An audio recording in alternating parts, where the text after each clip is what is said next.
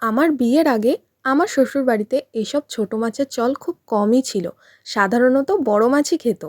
বৌমা তো আবার মাছ খায়, তাই শ্বশুরমশাইও বেশ আনন্দ করেই মাছগুলো বাজার থেকে কেনে। তো মাছের মশলাটা দেখে নাও, জিরে, পোস্ত, এখানে সর্ষে, আর ওই যে কাঁচা লঙ্কা, একটু আদা, রসুন।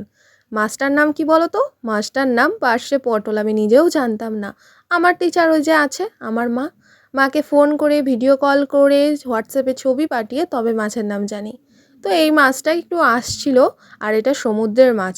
একটু হালকা গন্ধ ছিল। কোনোদিন তো নিজে হাতে কাটেনি সমুদ্রের মাছ, মাই কাটতো, রান্না করতো, খেতাম। তো এদিনকে মাছ কাটতে গিয়ে হালকা একটু গন্ধ লাগছিল। তো যাই হোক, মাছ খাবো আর একটু গন্ধ তো সহ্যই করতে হবে। তো এখানে লবণ হলুদ দিয়ে মাছটাকে সুন্দর করে ভেজে নিলাম। আমার একটা ভুল হয়েছে, সেটা হচ্ছে আমি যদি একটু লেবুর রস দিয়ে নিতাম তাহলে আর এই গন্ধটা লাগতো না।